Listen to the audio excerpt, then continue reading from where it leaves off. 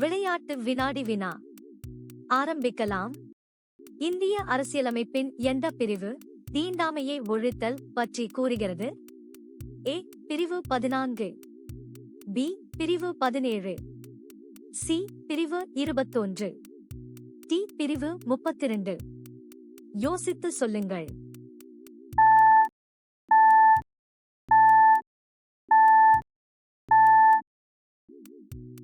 சரியான விடை பி பிரிவு 17. இந்தியாவின் தேசிய விலங்கு எது? ஏ சிங்கம், பி யானை, சி புலி, டி மயில். யோசித்து சொல்லுங்கள்.